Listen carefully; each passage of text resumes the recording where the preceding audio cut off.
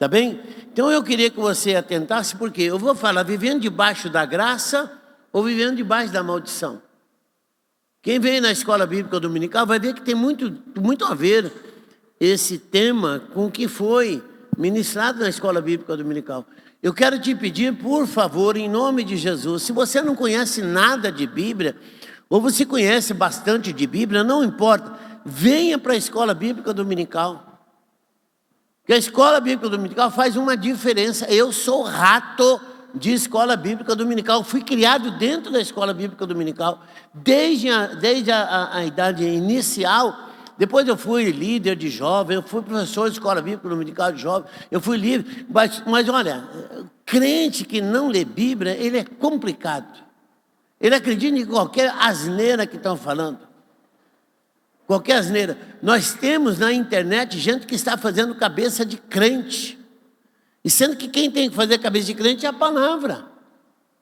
Eu vou mostrar para vocês hoje aqui que eu tenho orado a Deus. Não fique pensando que eu não oro para pregar. Eu oro para pregar. Deus, o que eu preciso falar para a igreja? O que eu preciso falar para a igreja? E nós estamos vivendo dias difíceis. Eu provo para vocês quanto nós estamos vivendo tempos difíceis. E tem gente que não está percebendo disso. Tá bem? Então, é vivendo debaixo da graça ou vivendo debaixo de maldição? E você vai ter condição de descobrir isso, tá bom? Jó capítulo 9.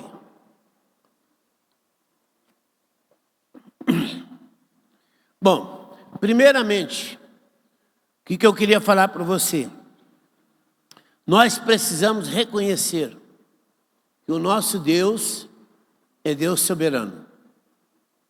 Levanta a sua mão para o céu e faça uma declaração que Ele para você é Deus soberano. É você que tem que falar isso para Ele. Fala para Ele que Ele é Deus soberano na sua vida. Fala, eu reconheço, o Senhor é Deus, único Deus, poderoso Deus, e o Senhor é Deus na minha vida. Você lembra da oração do Pai Nosso? Jesus disse, Pai Nosso que estás nos céus, santificado seja o teu nome, venha a nós o teu reino, seja feita a tua vontade, na minha vida como é feita no céu. Jó capítulo 9, diz assim, então Jó respondeu e disse, na verdade sei que assim é, porque como pode o homem ser justo para com Deus? Se quiser contender com ele, nenhuma de 1000 coisas lhe poderá responder. Ele é sábio de coração e grande em poder. E aí a pergunta é, quem entrou em questão com ele e teve paz? Viu aí? Quem é que porfiou com ele? Quem é que entrou em contenda com ele e teve paz? Quem é que se opôs a Deus e teve paz? Agora, vai lá por favor em Neemias capítulo 1.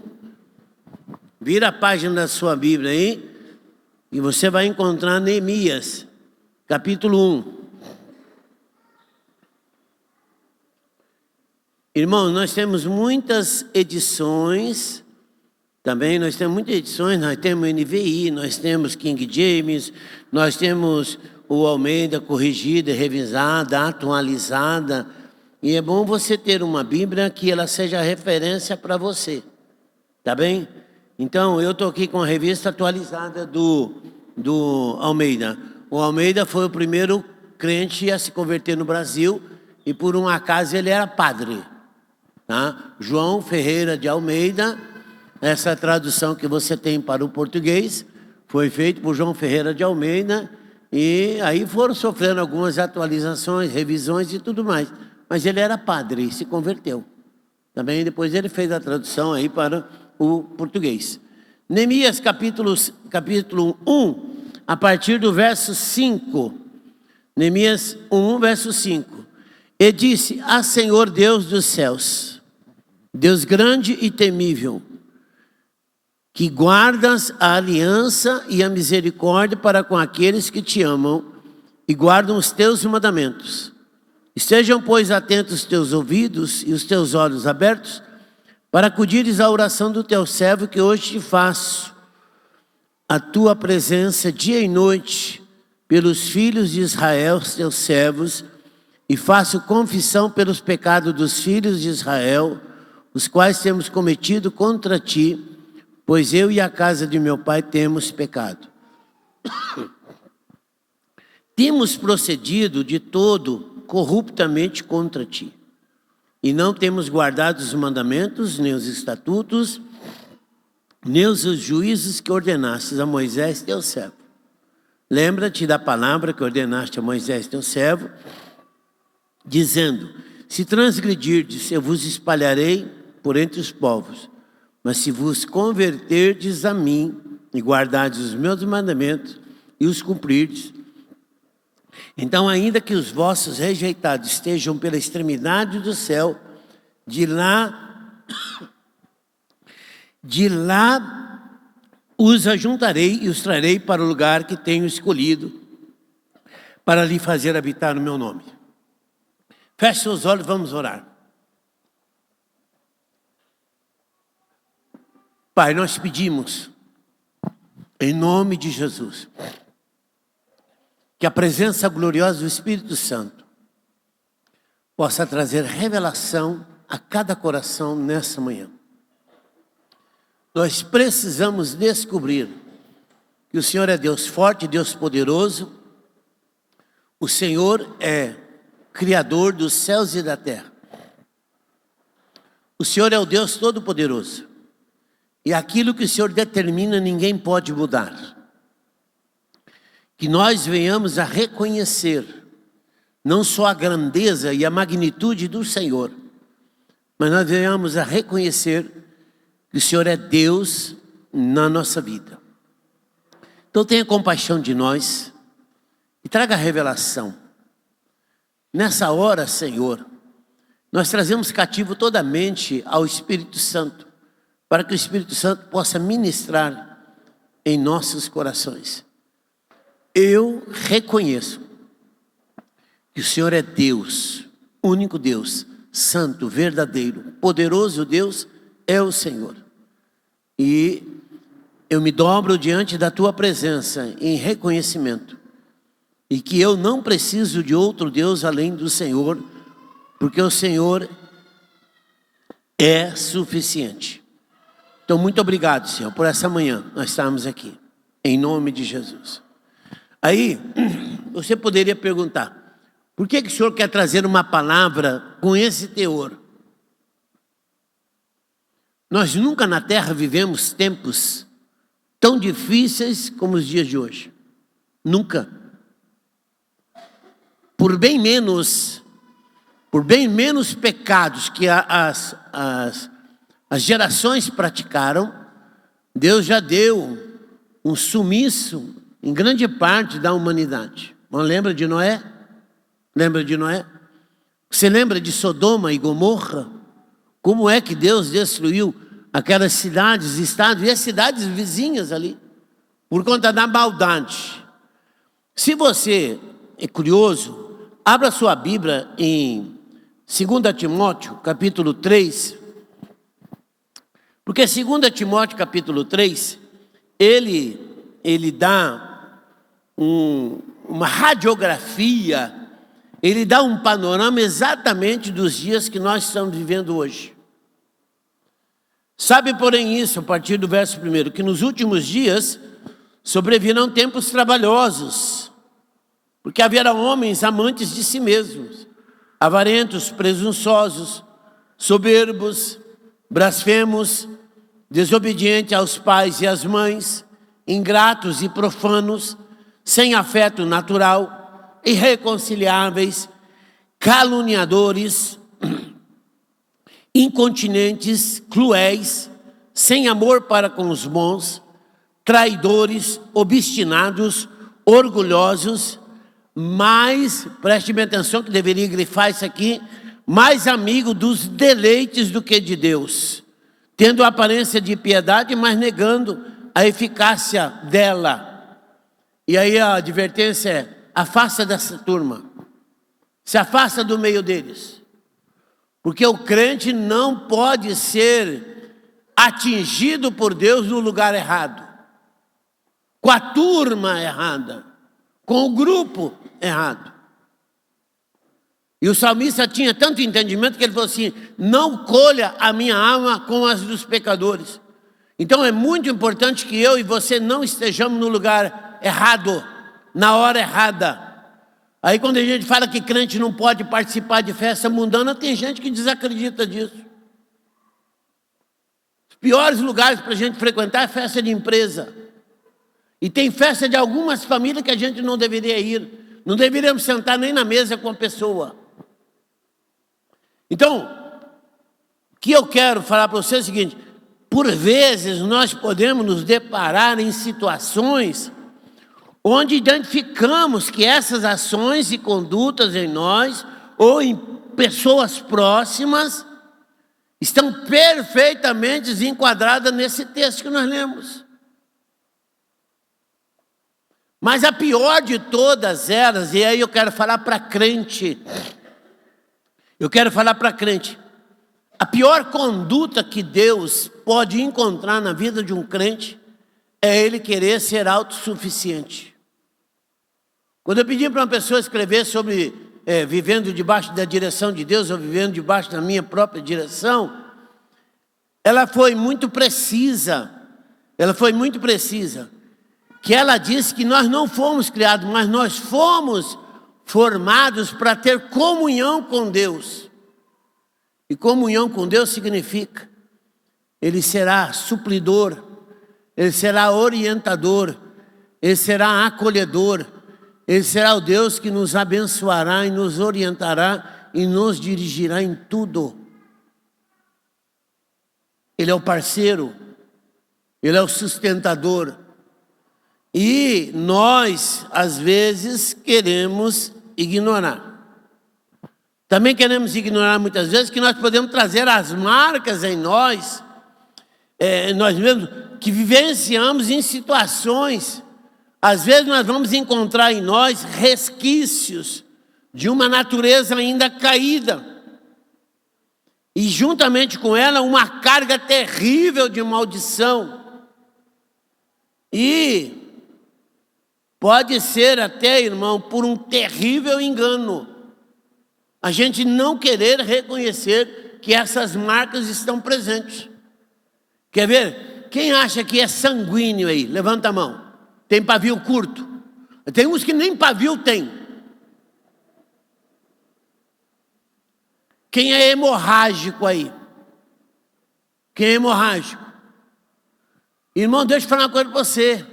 Se você é sanguíneo, se você é colérico, Deus não vai mudar isso não. Deus não vai mudar esse temperamento seu. Ele sim vai querer trabalhar esse seu temperamento. Porque Deus não desqualifica e Deus não desfigura ninguém. O que Deus faz é o seguinte: se o colérico tem alguma qualidade boa, ele vai trabalhar aquela qualidade boa. Se o fleumático tem uma qualidade boa, ele vai trabalhar e vai melhorar aquela qualidade. Por isso que teve um livro aí chamado Temperamentos Transformados pelo Espírito Santo. Então, qual é a tarefa então sua e minha hoje? É eu descobrir que há maldições que estão presentes na nossa família. E às vezes está respingando em você ainda. Você não conheceu o seu bisavô. Você não conheceu o seu tetravô. Mal algum conheceu o avô. Mal alguém conheceu o pai. Irmãos, meu pai viveu conosco tantos anos e nós não descobrimos que meu pai bebia pinga. E meu pai perdeu a bexiga, a vesícula seminal e a próstata porque ele bebia pinga escondida. E perdeu bexiga, próstata, vesícula seminal, levou 75 pontos. Quando Enoque levou ele ao médico, e o médico falou assim: isso aí é resultado da pinguinha que o senhor toma todo dia. O Enoque olhou para o meu pai e falou: meu pai, o senhor bebe? Então a gente precisa reconhecer que muitas vezes nós podemos ainda estar debaixo de maldição. Quantos casamentos desacertados, porque teve base legal lá atrás. E aí, você pode ser com um cara meio desconfiado. Então abra, por favor, aí, João 9, para você não falar: o pastor está forçando a barra. Eu não forço barra não, irmão. Eu vou pela Bíblia e pela palavra de Deus. Aí se você for juizado, pega a palavra de Deus e aplica na sua vida. Porque a melhor coisa que fala, não fica preocupado com o meu discurso, nem com o discurso de alguém, não. Vê o que a Bíblia fala. Que quando a Bíblia fala, está falado. E não tem jeito de mudar as escrituras. João capítulo 9. Versículo 1. Caminhando Jesus, viu um homem cego de nascença. Ele era o quê? Cego de nascença. Aí os seus discípulos perguntaram: mestre, quem pecou?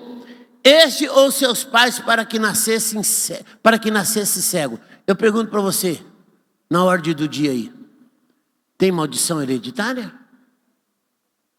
Alô? Alô? Alô? Tem maldição hereditária? Respondeu Jesus: nem ele pecou, nem seus pais, mas foi para que manifestasse nele a obra de Deus. Aí tem uns teólogos que dizem: não tem maldição, agora em Cristo não tem maldição. Lógico, desde que você assuma uma posição. Mas aí o crente não pode ser vacilão. Porque se você vacilar, o cachimbo cai. Se você der uma pisada na bola. Irmãos, é só a gente juntar os textos. Jesus falou assim: Pedro, o diabo está querendo te cirandar como ciranda o trigo. Mas eu tenho intercedido por você. Pedro era hemorrágico. Pedro é aquele que cortou a orelha do Malco lá na hora do Getsemane. Pedro falou assim: vamos orar para Deus descer fogo e queimar essa turma. Então Pedro era desse jeito. Então esse Pedro depois ele vai dizer assim: olha, sede sóbrios e vigilantes, porque o diabo, vosso adversário, anda de redor bramando como leão, buscando a quem possa tragar. Aquele que cochilar o diabo pega, até crente. Então nós temos um relato de uma pessoa cega, que aí foram perguntar quem é que pecou. Então ignorar que pecados cometidos por nossos antepassados ou por nós mesmos não acarretarão problemas seríssimos para a geração futura, é você negar a autenticidade de Gênesis capítulo 3, versículo 14. É você negar o relato de Romanos 5,12. Olha Romanos 5,12, que está pertinho da sua Bíblia aí. Romanos 5,12. Portanto, assim como por só um homem entrou o pecado no mundo, e pelo pecado a morte, assim também a morte passou a todos os homens, por isso todos pecaram. Eu e você temos uma marquinha aqui, ó, uma plaquinha, pecador. Aí é muito importante que você tenha uma outra plaquinha para cima, né, ou para baixo, regenerado. Ou justificado. Mas nós não perdemos a condição de pecadores. Não perdemos. Então abra, por favor, só para uma palhinha para você, Gênesis capítulo 3. Gênesis capítulo 3. Então, se você é daqueles que gosta de seguir teólogos da atualidade que fala que não tem maldição, cuidado que ele pode te levar para um caminho errado, de entendimento e revelação da palavra totalmente errado. Versículo 14. Deus disse assim, olha, para a serpente. Então o Senhor disse à serpente: visto que fizeste maldita, visto que fizestes isso, maldita és entre todos os animais domésticos e entre todos os animais selváticos, rastejará sobre o teu ventre e comerá pó todos os dias da tua vida. Aqui há um entendimento de que as serpentes eram animais de hábitos aéreos. Elas habitavam as árvores, elas não rastejavam. Aí Deus deu uma maldição para a serpente que agora vai rastejar. A ciência já descobriu que existe apêndice nas víboras, que ali tudo indicava que elas tinham pernas, membros. Então, primeiro que foi amaldiçoado, foi a serpente. Aí Deus disse assim: porém inimizade entre ti e a mulher, entre a tua descendência. Isso aqui é profético para falar de Jesus. Então, porém inimizade entre ti e a mulher, entre a tua descendência e o teu descendente, este te ferirá a cabeça e tu lhe ferirás ao calcanhar. E a mulher lhe disse: multiplicarei sobremodo o sofrimento da tua gravidez, em meio de dores dará os seus filhos, o teu desejo será para com teu marido, e ele te governará. Tem uma irmã nossa que foi para o hospital, ficou 3 dias sentada numa cadeira para ganhar neném. E tem mulher que sofre, e quando vai dar... Irmãos, é que a gente é muito ignorante, a gente é muito bestinha. Quando César foi nascer, e aí daí vem a palavra cesariana, falaram para o pai dele assim: ou salvamos a mãe ou salvamos a criança. Daí como é que fazemos então? Abre o ventre da mulher e tira a criança. E fizeram a primeira cesariana.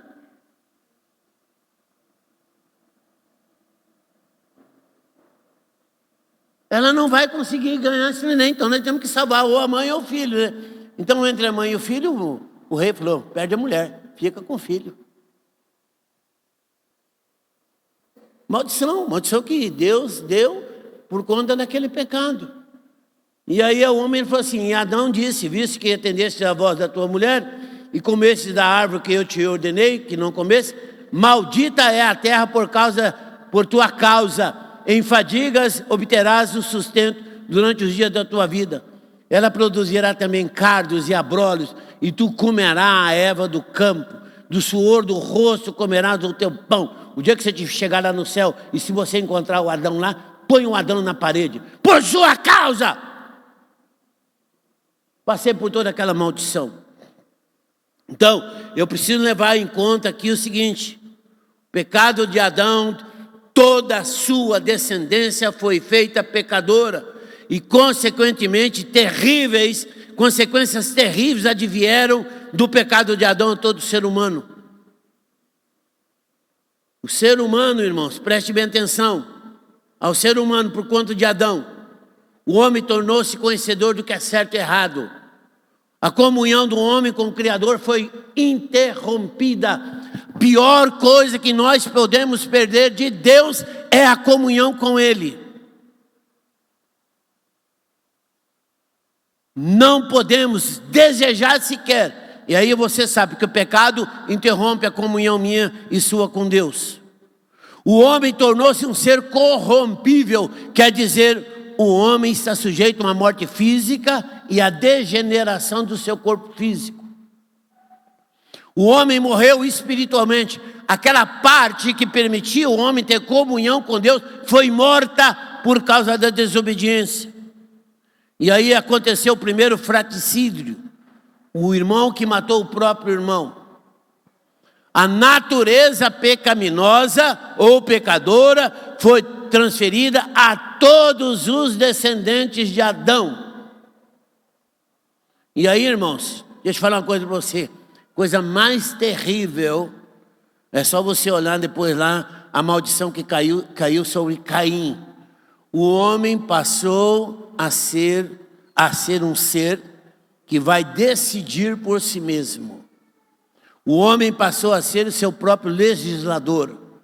Agora o Criador não interfere mais nas suas decisões. O homem se tornou um ser autônomo. É por isso que você decide qual escola que seu filho vai fazer. Tem mães que vestem crianças miúdas como se fossem gente adultas. Tem gente totalmente desequilibrada que transfere esse desequilíbrio emocional, afetivo e sexual para os seus descendentes. Tudo isso por conta dessa autonomia. Você decide com quem você vai casar, você decide qual é o emprego que você vai ter, você decide a hora que você vai mudar, você decide a roupa que você vai comprar, você decide o carro que você vai comprar. Tudo isso é autonomia. E é grave quando você não consulta Deus. Aí que a coisa fica pegada. Fica pegada. Então, agora esse homem, passou a ser responsável por todas as consequências, boas ou ruins, decorrente dessa escolha. E Deus não tem mais, preste bem atenção, toda vez que você toma uma decisão pelo seu próprio nariz, Deus não tem responsabilidade pelas consequências da sua decisão ou da minha decisão. Quando Deus não participa mais das decisões do homem, Deus não tem participação na escolha do seu destino. Parou para pensar nisso? Deus não tem responsabilidade. Aí então não reconhecer que Deus é o Todo-Poderoso é estar ciente de que Ele não é convidado a participar dos nossos projetos, sejam pessoais, sejam familiares, sejam profissionais, sejam espirituais. Compreendeu? Me perdoe, Luciano, mas seu pai tomou uma decisão. Quando seu pai afastou-se do ministério, quando seu pai foi lá e entregou a capa da unção ministerial que estava sobre ele, aí ele ficou sujeito a todas as consequências. Por que eu não posso permitir que ninguém faça a minha cabeça? Eu estive vendo o Denzel Washington e ele estava falando assim: eu não me preocupo com nada que alguém pensa de mim.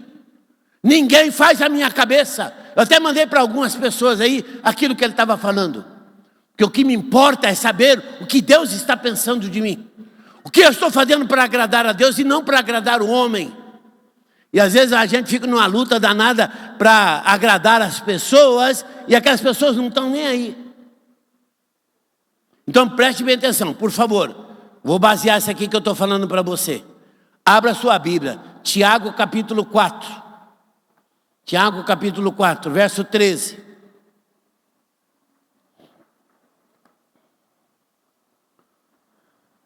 O meu irmão, quando eu falo aqui do meu pai, você precisa compreender que eu amava meu pai. Mas o meu pai tomou decisões erradas. Uma das decisões mais erradas que meu pai teve foi de se afastar do caminho de Deus. E aí o pau quebrou. E nós sofremos. Pode perguntar para a Elma ali. A Elma pode falar para você o quanto nós sofremos. Não fica pensando que é bom a gente falar dele. Não, não é não. Porque nós sofremos e sofremos demais. Quando o chefe da casa toma a decisão errada, ele põe tudo a perder. Tiago capítulo 4. Olha aí, ó. Vê se não é bem isso que eu estou falando aqui. A partir do verso 13. Atendei agora vós que dizeis: hoje ou amanhã iremos para a cidade, lá passaremos um ano, negociaremos e teremos lucros. Vós não sabeis o que sucederá amanhã. Primeira afirmação que ele está falando. Você não sabe o que vai acontecer amanhã. Iremos para a cidade tal e lá passaremos um ano, negociaremos e teremos lucro. Vós não sabeis o que sucederá amanhã. Que é a vossa vida? Sois apenas como neblina que aparece por um instante e logo se dissipa. Em vez disso, devias dizer: se o Senhor quiser, nós não só viveremos, como também faremos isso ou aquilo. E aí eu queria, irmão, por favor, grava aí o versículo 16, porque é o que a gente passa por cima, é o versículo 16. O que está escrito aí? Leiam lá, o que está escrito aí? Não, 1, 2, 3, vamos, igual as criancinhas aqui, vamos lá. 1, 2, 3.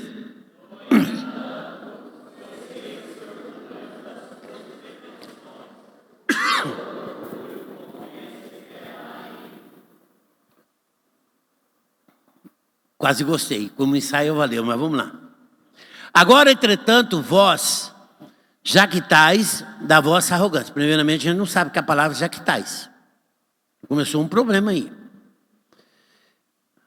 Agora, vós que jactais nas vossas arrogantes pretensões, toda jactância semelhante, ela é o quê? Maligna. Ainda bem que tem o pai dos burros, né?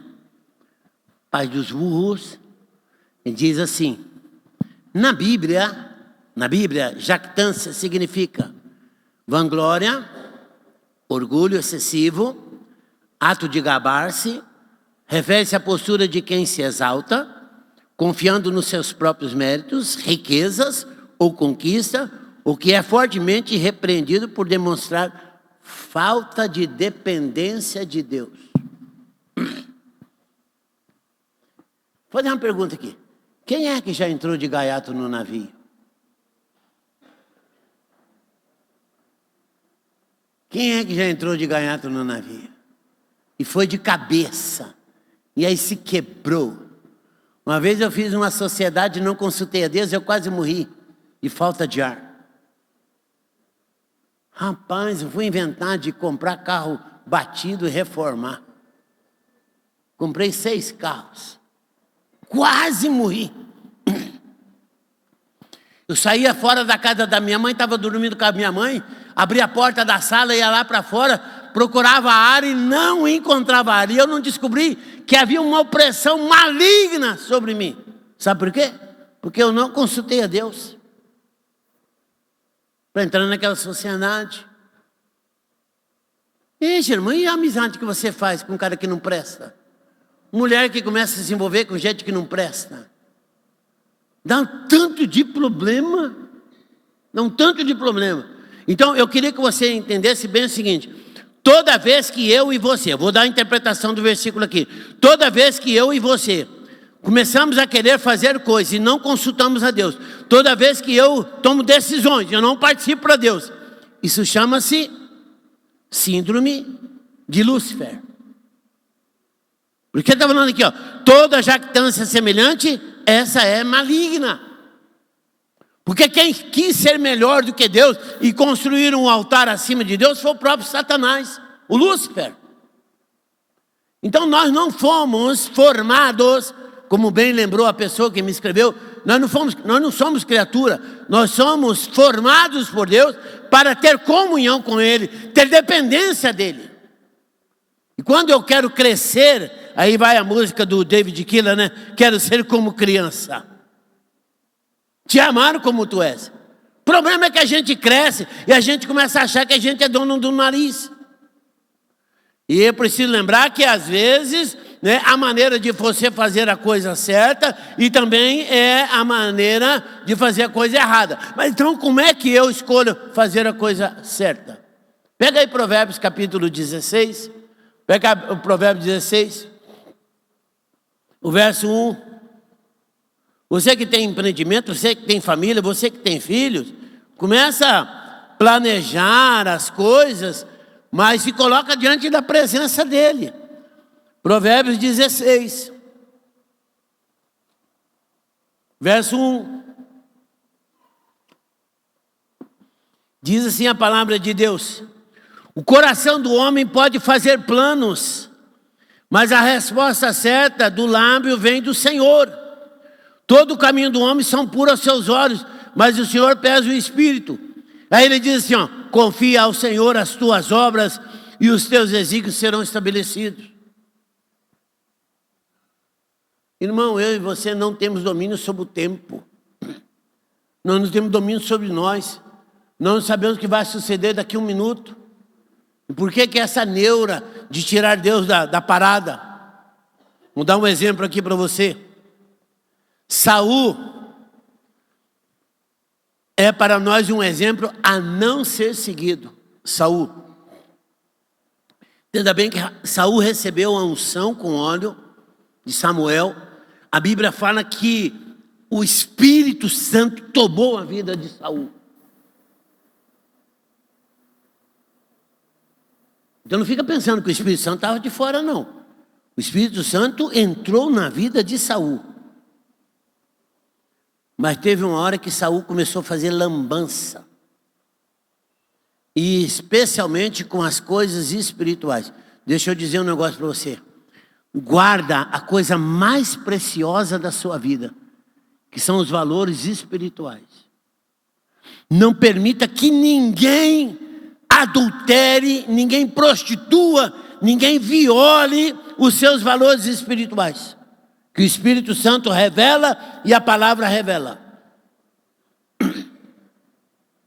Então ele começou a fazer coisas espirituais que não lhe era permitido fazer.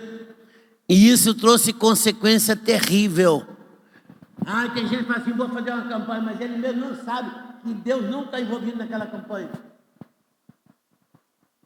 Tem coisas que a gente faz com as melhores das intenções, mas porém a gente não consulta Deus se aquilo é dele ou não. Irmão, quando Deus mandar fazer uma campanha, eu faço. Se Deus não mandar, eu não faço. Porque quando Ele manda, Ele tem compromisso de abençoar aquela campanha. Eu fui orar por uma mulher que ela tomava um medicamento que custava R$200, comprimidos, 7 comprimidos, na época, há mais de 10 anos atrás. Ela gastava por mês R$800 só de medicamento. E a minha filha falava, pai, vai lá orar pela minha patroa, vai lá orar pela minha patroa. Eu não vou não. Um dia ela chegou assim, desesperada. A mulher se cortou com vidro lá, quase morreu. Aí Deus falou comigo, e eu fui falar com ela. Falei assim, eu vou lá na sua casa fazer uma campanha. Eu vou começar a fazer a campanha domingo, sábado, 10 horas da noite. Mas 10 horas da noite eu desliguei já. Então você se liga, porque eu só vou poder fazer a campanha depois das 10. E uma semana eu fiquei lá. Quando foi na quarta-feira, tinha um psiquiatra que cuidava dessa mulher, ele estava desistindo dela. E aquele psiquiatra chegou na quarta-feira, terça-feira Deus me deu uma palavra profética, e eu falei para ela a palavra profética, e ela falou assim, fulana, como é que você está? Eu estou bem. Por que você está bem? Porque Deus está cuidando de mim. E ela chegou lá no médico, o médico perguntou, você está bem? Eu falei, eu estou bem. Por quê? Porque o Senhor está cuidando de mim. Ela tomava 30 gotas de Rivotril, não fazia nem cócega. 30 gotas de Rivotril derruba um elefante. Naquele dia ela tomou 3 gotas, ela desmaiou. Desmaiou, literalmente desmaiou. O medicamento que ela tomava, de R$800, ela partiu em 4 partes, tomou um quarto, o remédio fez efeito. E o médico falou assim, eu já estava querendo desistir de você, mas você está melhorando. Falei, por quê? Não, o pastor está orando por mim. Então eu digo, pastor, deixa o pastor orar por você. Depois de 7 dias, essa mulher estava liberta. 1 Samuel capítulo 13. Tem um pouquinho de paciência, tá? Eu quero terminar. 1 Samuel capítulo 13.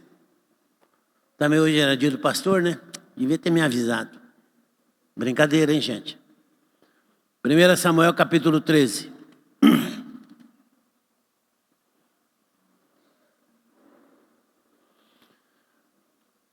Verso 9. Então disse Saul, trazei-me aqui o holocausto e a oferta pacífica, e ofereceu o holocausto. O que tem isso de mais, pastor? Versículo 13. Então disse Samuel a Saul, procedeste neciamente em não guardar o mandamento que o Senhor teu Deus te ordenou, pois teria agora o Senhor confirmado o teu reino sobre Israel para sempre. Já agora não subsistirá o teu reino, o Senhor buscou para si um homem que lhe agrada, e já lhe ordenou que seja príncipe sobre o seu povo, porquanto não guardaste o que o Senhor te ordenou.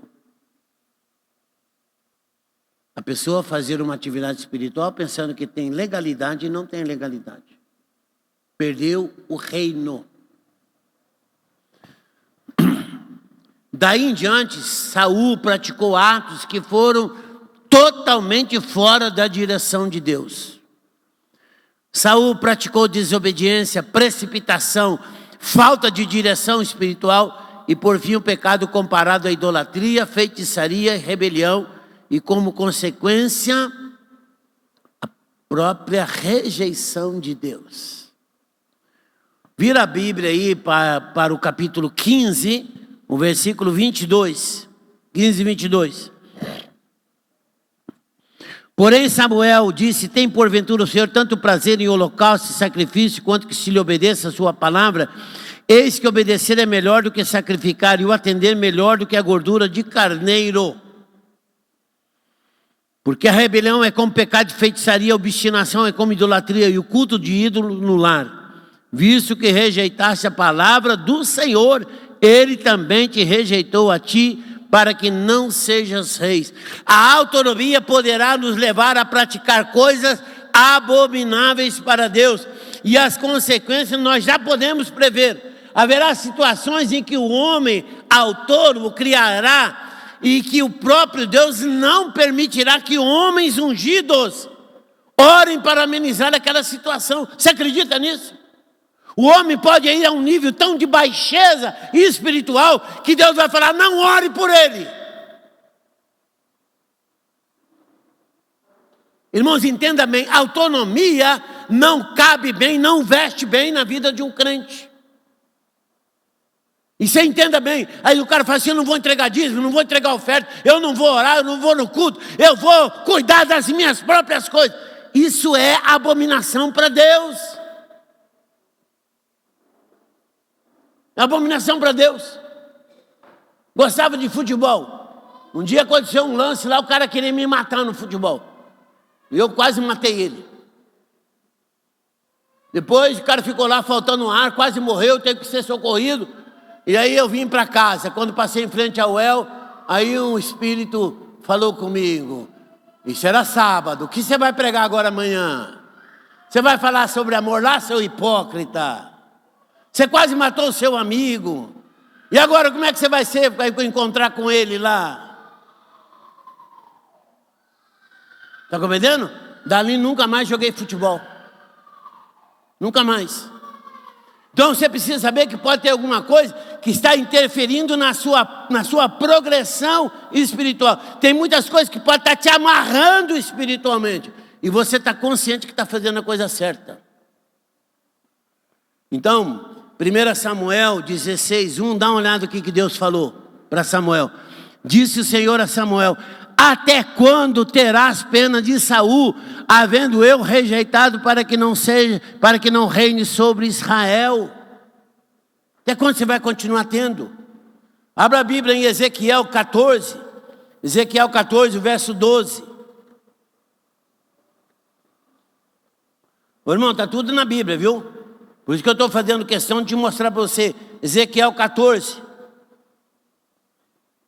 Conheci um rapaz, o Ayrton, e ele era ministro da igreja Assembleia de Deus. Meu cunhado me levou para a gente visitá-lo, para conversar com ele.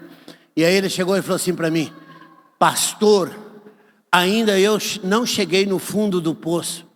E eu quero chegar no fundo do poço. Você vai pagar um preço muito alto. A sua família vai pagar um preço muito alto. E pagou. Porque ele não ouviu aquela voz. Tem gente que a gente aconselha, mas ele é obstinado. Ezequiel 14, dá uma olhada aí, versículo 12. Veio a minha palavra do Senhor dizendo: filho do homem, quando uma terra pecar contra mim, cometendo graves transgressões, estenderei a mão contra ela, e tornarei instável o sustento do pão, e enviarei contra ela fome, e eliminarei dela homens e animais. Ainda que estivesse no meio dela esses 3 homens, Noé, Daniel e Jó, eles pela sua justiça não salvariam, eles apenas salvariam as suas próprias vidas, diz o Senhor Deus. E quando Deus tiver que pegar o homem errado, ele pega o homem errado, nunca vai pegar o homem certo. A seta dele não erra. Então você entenda bem. Se a gente levar em consideração Ezequiel capítulo 14, verso 12. Israel pecou e transgrediu os mandamentos do Senhor com tanto requinte, que apesar da interferência e incursões dos profetas, Jeremias, eles não deram ouvido. Volta lá para Jeremias, por favor. Eu sei que você está preocupado com o seu almoço, mas não vai sair a comida da panela antes de chegar em casa. Jeremias capítulo 16. Depois que dei escritura a Baruque, filho de Nerias, orei ao Senhor dizendo: ah, Senhor Deus, eis que fizeste os céus e a terra e o teu grande poder com teu braço estendido.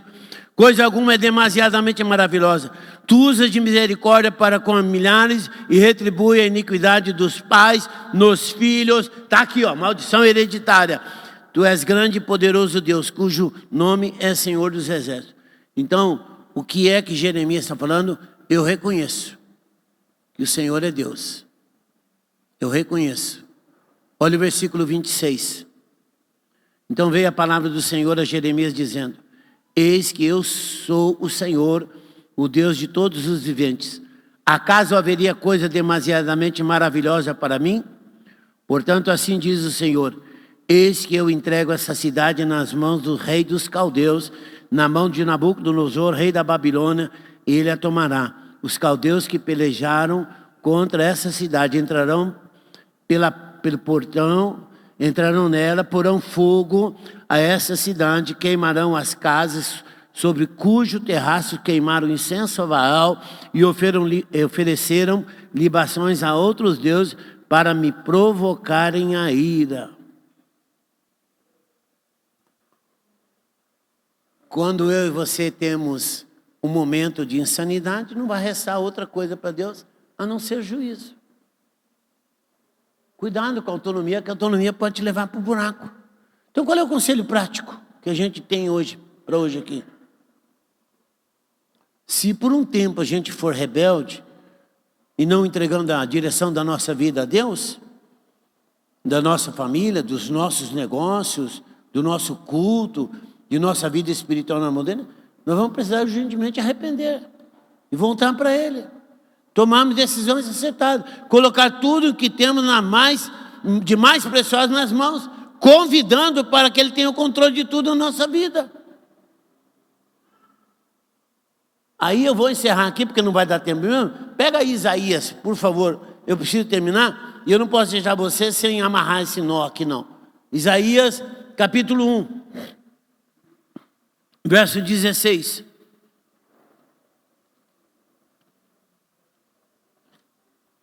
Isaías 1,16. Lavai-vos, purificai-vos, tirai a maldade dos vossos atos diante de mim, diante dos meus olhos, cessai de fazer o mal. Aprendei a fazer o bem, atendei o que é justo, repreendei ao opressor, defendei o direito do órfão e pleiteai a causa da viúva. Isso chama-se mudança de atitude espiritual. Verso 18. Vinde, pois, e arrazoemos, diz o Senhor. Ainda que o vosso pecado seja como a escarlata, eles se tornarão brancos como a neve. Ainda que sejam vermelhos como o carmesim, se tornarão como a lã. Isso fala que nós vamos receber cura e restauração.